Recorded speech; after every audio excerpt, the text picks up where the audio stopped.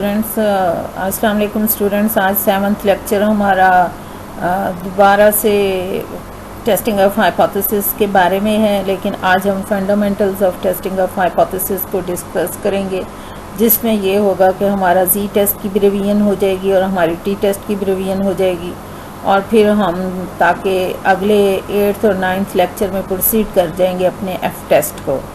तो आज हमारा लेक्चर है about fundamentals of testing of अभी तक के लेक्चर्स से मुझे यकीन है कि अब आप इस काबिल हो चुके होंगे कि अब आप अल्टरनेटिव हाइपोथेसिस और नल हाइपोथेसिस को फॉर्मुलेट कर सकें और अपने डिसीजन रूल्स जो कि टेस्टिंग ऑफ हाइपोथेसिस के लिए जिनकी ज़रूरत है उनको फॉर्मुलेट कर सकें।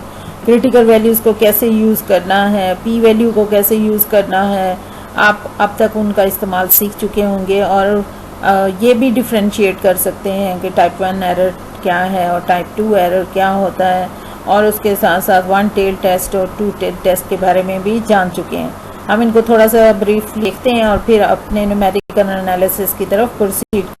सब जानते हैं हाइपोथेसिस क्या है। हाइपोथेसिस अजम्पशन है हमारी पॉपुलेशन पैरामीटर के बारे में कि अगर मैं सोचूं कि मेरी मंथली सेल फ़ोन पे कॉल्स या मेरा बिल कितना आता है, तो ये मेरा क्या होगा, पॉपुलेशन जो इसका एवरेज वैल्यू होगी, जो इसका मीन होगा, वो मेरा क्या होगा, पॉपुलेशन मीन होगा। और हाइपोथेसिस इसी के बारे में होगा कि म्यू $42 है या नहीं। नल हाइपोथेसिस आप लोग जानते हैं H0 से रिप्रेजेंट होता है और ये हमारी अजम्पशन होती है जो हम टेस्ट करना चाहते हैं। जैसे कि हम ये टेस्ट करना चाहें कि मेरी जो एवरेज वैल्यू है, जो पॉपुलेशन मीन है, वो 3 है, तो इस मेरा नल हाइपोथेसिस क्या होगा कि H0 mu is equal to 3, और इसका अल्टरनेटिव हाइपोथेसिस हो जाएगा कि mu is not equal to. इसी तरह दूसरी अजम्पशंस भी नल हाइपोथेसिस के बारे में हो सकती हैं कि नल हाइपोथेसिस मेरा लेस देन और equal to some certain value sample mean है या नहीं है, ग्रेटर देन और इक्वल टू सैंपल मीन है या नहीं है, या ये सैंपल मीन के इक्वल है या नहीं है, और इतनी बेस पे हम इसे एक्सेप्ट और रिजेक्ट। ये भी अब तक आपको क्लियर हो चुका होगा कि नल हाइपोथेसिस से दूसरा जो अल्टरनेटिव हाइपोथेसिस होता है वो अल्टरनेटिव हाइपोथेसिस होता है, हम उसे H1 से रिप्रेजेंट करते हैं, और वो नल हाइपोथेसिस का अपोजिट होता है। नल हाइपोथेसिस में अगर होगा कि म्यू इज़ इक्वल टू 3 है, तो अल्टरनेटिव हाइपोथेसिस में होगा कि mu is not equal to 3 है। नल हाइपोथेसिस अगर ग्रेटर देन और इक्वल टू के बारे में होगा, तो अल्टरनेटिव हाइपोथेसिस लेस देन और इक्वल टू के बारे में होगा या इज इक्वल टू होगा। तो इसी तरह रिसर्चर्स जो हैं जनरली हाइपोथेसिस जो फॉर्मुलेट करते हैं वो नल हाइपोथेसिस के साथ साथ अल्टरनेटिव हाइपोथेसिस को भी फॉर्मुलेट। टेस्टिंग के प्रोसीजर में अगला स्टेप लेवल ऑफ सिग्निफिकेंस होता है हमारे पास, जिसको हम अल्फा से रिप्रेजेंट करते हैं।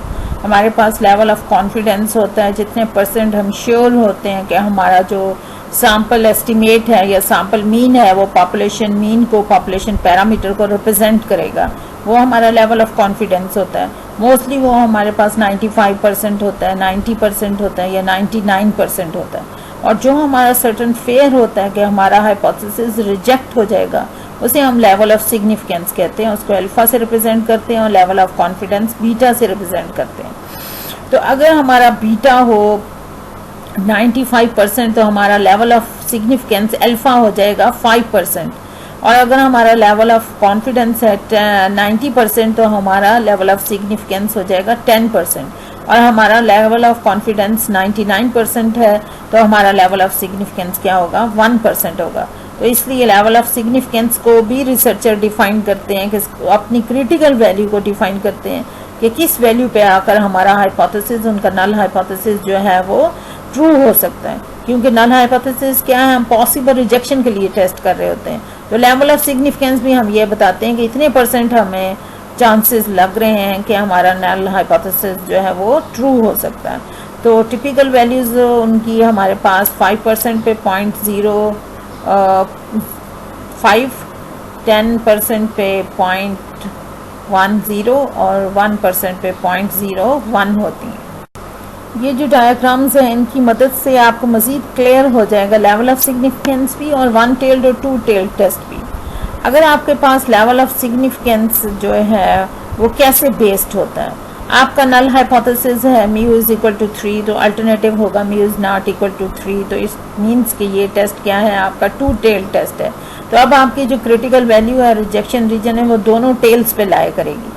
तो अल्फा आपके पास लेवल ऑफ सिग्निफिकेंस होता है। तो आप जबकि अल्फा दोनों टेल्स पे लाया करेगा, तो पहली पिक में आप देखें वो अल्फा बाई 2 हो गया राइट साइड पे, और लेफ्ट साइड पे भी वो अल्फा बाई 2 हो गया, क्योंकि अल्फा अब आपके पास दोनों साइड्स पे आ गया।